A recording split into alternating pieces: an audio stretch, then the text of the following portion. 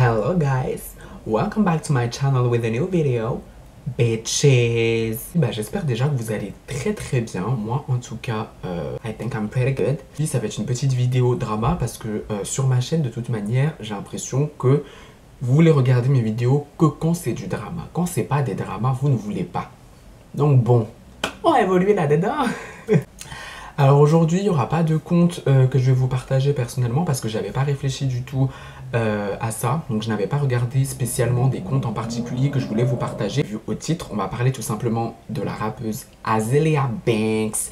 She's a bad bitch, she's so controversial. Mais j'ai besoin d'analyser un petit peu ça. Je vais brièvement parler de certains dramas qui ont pu affecter sa carrière. Donnez comme d'habitude votre avis, un commentaire. Juste avant de commencer cette petite vidéo, bien évidemment, je t'invite comme d'habitude à t'abonner à mon compte Instagram que je te mettrai quelque part sur l'écran. Pour me donner de la force, je vous invite également à vous abonner à ma chaîne, lâcher un petit pouce bleu ainsi que de commenter et partager.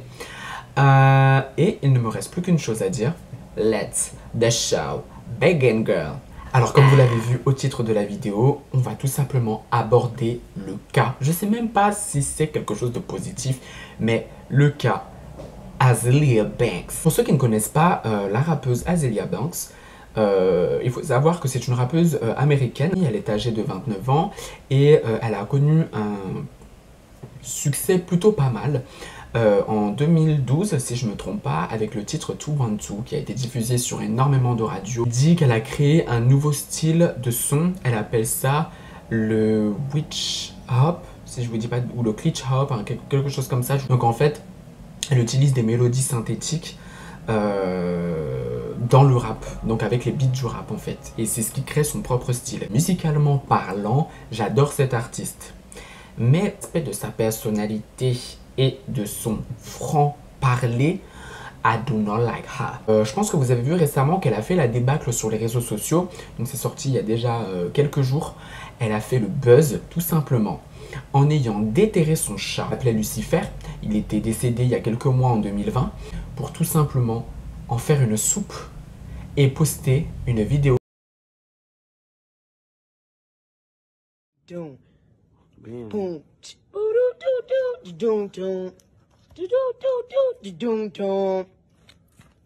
The cat is in the bag.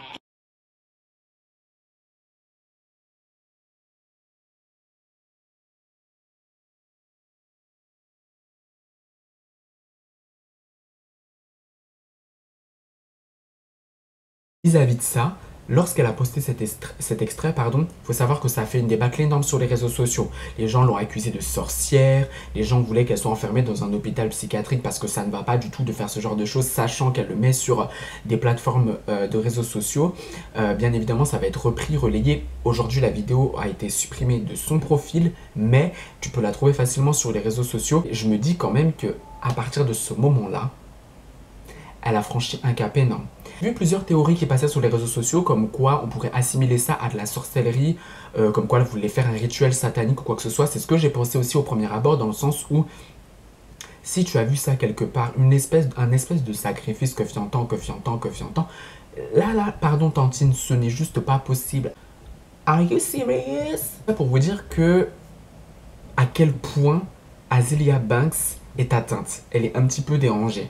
Pour que vous puissiez comprendre un peu le personnage, elle est décrite souvent comme une personne honnête, qui a vraiment un franc-parler, qui n'a pas sa langue dans sa poche, et elle utilise énormément ses réseaux sociaux pour dire ce qu'elle pense. Elle dit ce qu'elle pense, ce n'est pas forcément quelque chose de positif. Pour vous raconter 2-3 bifs qu'elle a pu avoir au cours de sa carrière. Un bif il y a quelques années avec Lady Gaga.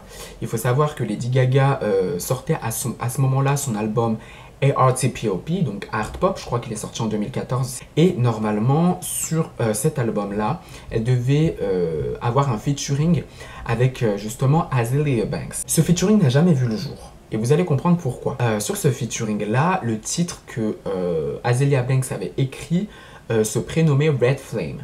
Après l'écoute en fait de ce titre, Lady Gaga par rapport à la direction artistique et à la vibe qu'elle voulait que l'album prend plutôt, compris qu'en fait ça coïncidait pas avec l'univers qu'elle voulait que Art Pop puisse porter durant son era. Ça, il y a eu une petite dispute en faisant comprendre à Azealia Banks que elle ne voulait pas que cette musique figure sur l'album parce que ça ne correspondait pas à l'univers, et Azealia Banks l'a plutôt mal pris. Azealia Banks a tout simplement dit que c'était pas juste, que machin, que fianton, enfin bref, elle s'est plainte comme d'habitude. Lady Gaga avait fait une révélation, je crois que c'était peut-être lorsqu'elle était invitée sur un red carpet ou quelque chose comme ça. En fait, elle disait que la collaboration ne s'est pas faite sur l'album, tout simplement parce que Azealia Banks a bad attitude. Elle a vraiment pas une attitude qui permet une collaboration, elle n'a pas une attitude collaborative. Je vais vous énoncer un autre drama pour que vous puissiez comprendre un petit peu le personnage. Quelques temps de ça, je me souviens plus exactement. Il faut savoir qu'elle avait effectué sur son compte Instagram un rituel satanique. C'est-à-dire qu'elle avait abattu plusieurs poulets dans son appartement new-yorkais. Elle a fait un live sur les réseaux sociaux où elle était en train d'éponger le sang. Je ne sais pas si vous voyez ce que je veux dire, à quel point l'enfant-ci est dérangé, vraiment. Un énorme débat, que les gens l'ont insulté, les gens l'ont malmené, enfin bref, sur les réseaux sociaux, elle était en tété pendant je ne sais combien de temps, quoi. En fait, elle voulait faire ce rituel satanique pour avoir de la gloire dans le monde de la musique. On voit à l'heure actuelle, ça n'a absolument pas fonctionné. Enfin, je comprends pas pourquoi elle va faire ça, le diffuser sur les réseaux sociaux. Enfin, je veux dire, en fonction des croyances, en fonction des non-croyances, de comment les gens vont percevoir ça, tu es malade. Je pense, moi, enfin, je vous donnerai mon avis en fin de vidéo sur le personnage. Un autre bif, pour que je puisse vous expliquer, avec Nicki Minaj, lors du Pink Friday Tour. Il faut savoir qu'en fait, Nicki Minaj avait invité Azealia Banks sur le Pink Friday Tour pour qu'elle puisse assurer la première partie. Azealia Banks a décidé de décliner l'invitation. L'excuse qu'elle a utilisée, c'était parce qu'elle devait finir son premier album studio, etc. Bien évidemment, elle expliquait dans des interviews et sur les réseaux sociaux qu'elle l'encourageait à suivre cette voie et qu'elle était hyper supportive par rapport à Nicki Minaj. Parce que, il y a eu un espèce de bif parce que apparemment c'était pas tout. Je veux dire que elle refuse, ok, mais ce n'était pas vraiment la version énoncée par Nicki Minaj. Very problematic. Azealia Banks a souvent été en top tweet sur Twitter parce qu'elle a tenu énormément de propos racistes, énormément de propos homophobes, sachant qu'elle est ouvertement bisexuelle, mais ne veut absolument pas être assimilée à la communauté LGBTQIA+. Ça fait beaucoup de lettres. Et que de toute manière, en gros, elle n'en a rien à faire de la vie que les gens peuvent avoir sur elle. Donc elle a vraiment été énormément problématique dans son passé. Je pense, d'après moi, toujours trouver le moyen d'essayer de se mettre en lumière, mais je pense de la mauvaise manière. Sachant qu'elle a eu des bifs avec énormément de monde. Elle a eu un bif avec Lana Del Rey, avec Beyoncé, avec Rihanna, avec Kendrick Lamar. Je crois aussi A$AP Rocky. À l'heure actuelle, elle doit avoir au moins toute l'industrie musicale. Je veux dire, ado. Elle est tellement problématique, elle est tellement... Enfin, lunatique, un peu bipolaire. Enfin, c'est-à-dire, on s'attend à tout et à rien avec cette femme. Et la dernière chose en date, là, que tout le monde sait, qu'elle a déterré son chat pour en faire une soupe.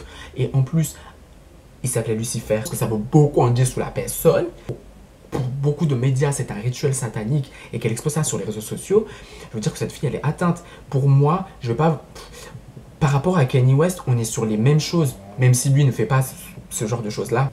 On est sur, vous voyez, un peu le même degré de folie. C'est-à-dire que il a des troubles de la bipolarité. Je pense qu'Azealia Banks doit en avoir aussi et que pour l'instant, vu que ça n'a pas été détecté officiellement et qu'il n'est pas suivi par des spécialistes, on ne peut pas savoir.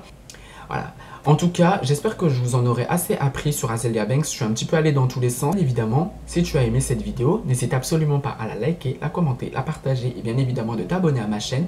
On se retrouve bientôt dans une prochaine vidéo et il ne me reste plus qu'une chose à dire. Bye bitches!